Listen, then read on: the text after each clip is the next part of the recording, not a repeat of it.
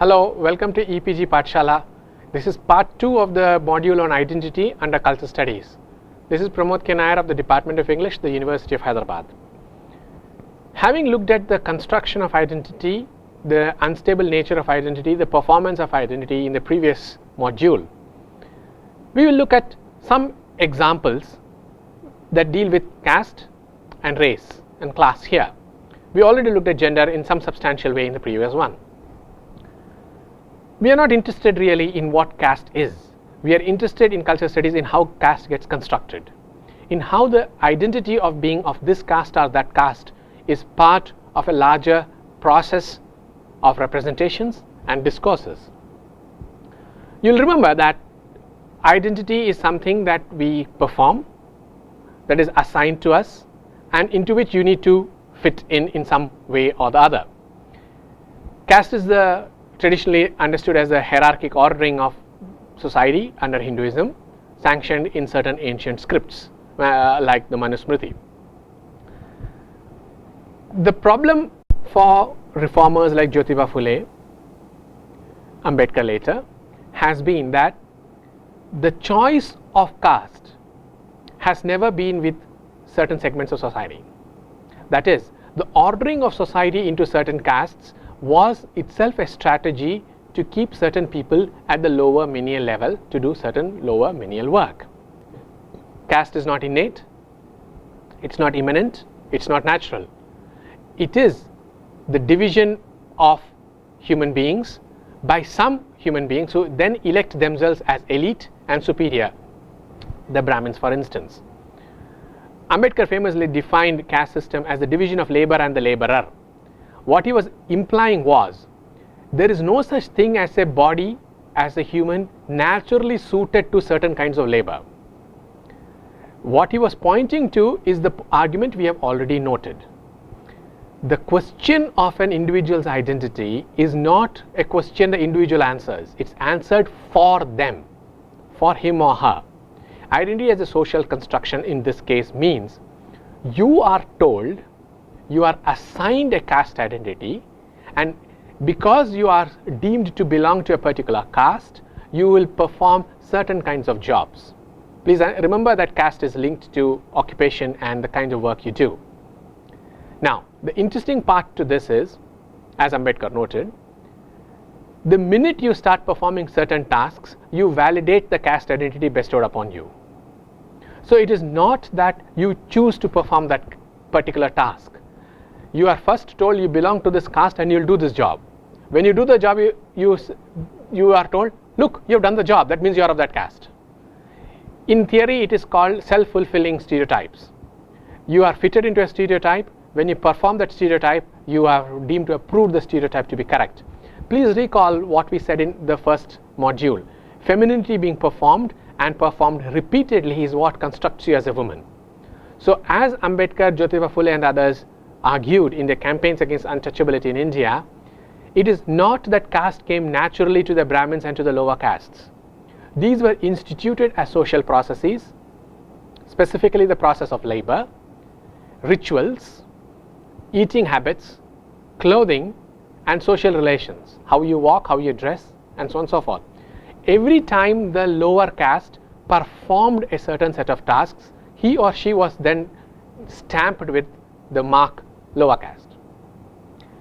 What is important here to note is that in your performance of caste, you have very little flexibility to move away from what is predestined for you, preordained for you.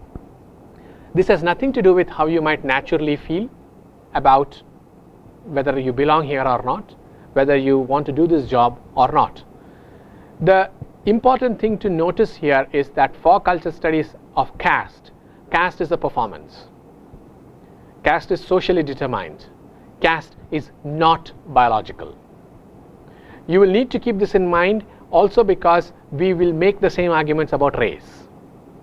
Now, you will recall in the earlier module the performance of femininity, the clothes you wear, the way you talk, the way you behave, walk, the professions you choose are chosen for you in advance.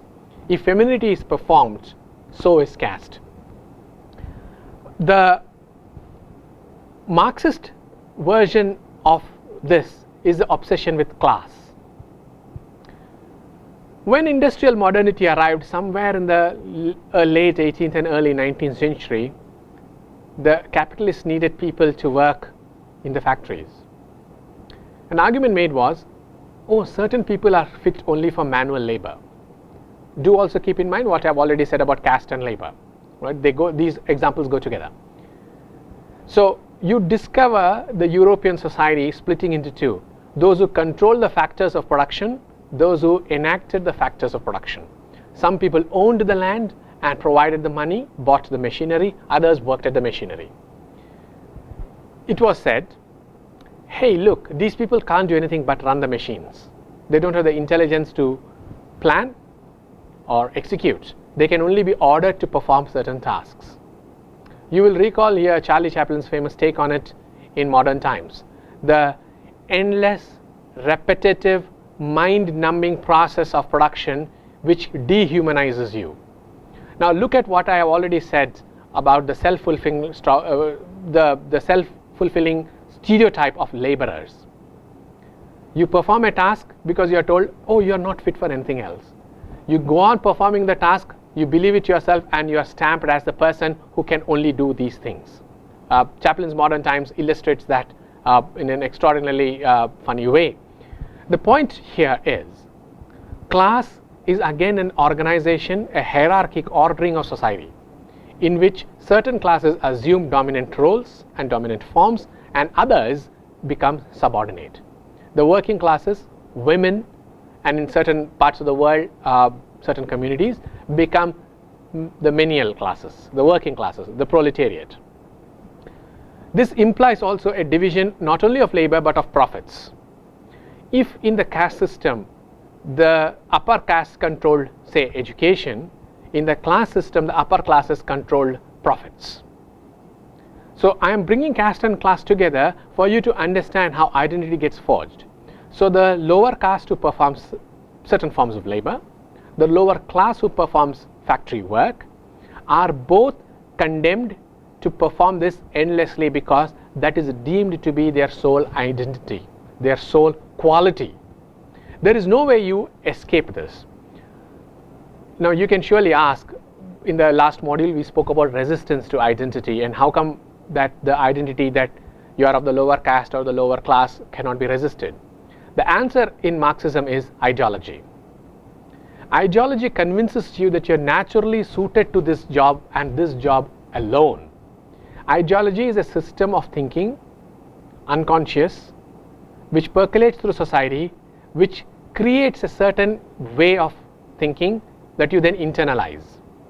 So for the capitalists, it was important for the working class to accept that they are fit only for labor, that they are not thinking creatures, they are animals, and they can certainly not perform intellectual activity. For the lower caste, or as was then called in the 19th century, the untouchables of India, they began to believe, yes, of course, we are of the lower caste, we cannot do this, we cannot do that, intellectual activity is not for us. Ideology constructs identities in certain way so that you deem those identities to be natural. Ideology is the mask over the social processes that constructs identities in certain ways. Remember what I told you about consumer cultures and femininity last time, how the emphasis on fairness, on height, and on intellectual competence, which mark certain valuable qualities in you. And if you don't fit those qualities, you are considered to be a deviant or you are deemed to be mediocre. For class and caste, the same arguments hold good. You are what you do. But the odd thing is, ideology tells you this is all that you can do. There's nothing else for you to do. In the 20th century, especially towards the last half, the marketplace has determined what you can and can't do. The rise of the service sector, for instance, has earmarked certain professions as better. If previously the professions of engineering and medicine were much sought after in India, from the 90s you see a shift towards things like human resources and finance. Why is there this shift? Because the service economy that arose in the wake of globalization has demonstrated a need, has created a need for these specific skills as crucial. Now surely you can see an identity shift taking place. Ideology in the late 20th century says and convinces you that the most significant skill set is having the ability to do, say, finance. This immediately suggests that an identity is being designed for you. Why is this important for you to fit into that skill set? It's not only a question of employment. Remember what I said, identities are about power. The minute you acquire a skill set, you become part of a professional managerial class that has a certain social standing. When you acquire class or caste status, you perform a social identity in which you possess considerably more power. Think in terms of race now. The woman performs femininity. The lower caste performs lower caste identity. The working class performs working class identity. You will recall in the first module we spoke about identity as examined by the post-colonial theorists. What the colonial period did from roughly the 15th century through to the middle of the 20th is to present the races of Africa, Asia and South America as inferior, animal and barbarian. The argument they made was, these people are only fit for certain kinds of work. We are here to rule. Well, why can't they rule? Because they are unfit to rule. They cannot rule themselves. The point here is, the identity of being a barbaric, uncivilized, incapable of democracy, incapable of self-governance, this identity is bestowed upon the conquered nations based on racial difference. In the United States, from the founding period downwards, the creation of an institution of slavery was based on the assumption that the blacks can only do certain kinds of labor. Surely you will know that increasingly you see a debate where the caste system and slavery have been linked for precisely this reason. In both cases, the emphasis was on the physical attributes and the kind of physical labor that certain castes and certain races can perform. When slavery was instituted, the argument made was, oh, but these blacks are not capable of anything else. Now, the ideology of capitalism and the ideology of national identity that you see happening in the United States demanded labor. They needed people to work for them. And the only way you could do that was to bring in people who are deemed to be useless at everything else but labor. So ideologically, the United States constructs itself on the premise that there are the whites who can rule and there are the blacks who need to be ruled. Like in the colonial period, the European races were meant to rule and the races from Asia and Africa were meant to be ruled. Racial difference then becomes stereotyped as superior races and inferior races. And every time a black man or an Asian went into the system of employment at a lower level, it performed the identity on behalf of an entire race. Please remember what I've said. Identity is not only about yourself, it's about the social system in which you are located. The performance of racial inferiority reinforced the empire, like it reinforced capitalism when the lower classes performed manual labor. What you can see from all of this is that identity is hierarchic.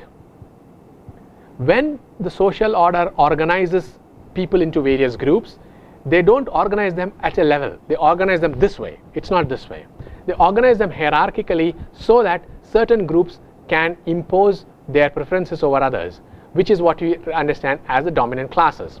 Now, if you put these two modules together, what we have said in the first and the second one now, what you discover is racial, gender, sexual, caste, class identities are all constructions. These are not natural. These are not things over which we have total control. We have some measure of control, but not entirely.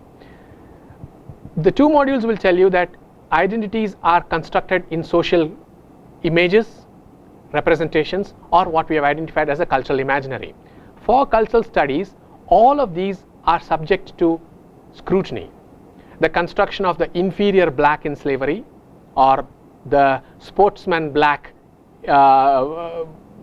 when you look at examples from the Olympics downwards in popular culture in the West, the inferior castes or genders in other parts of the world, what we are looking at is the discourses in which identities are made.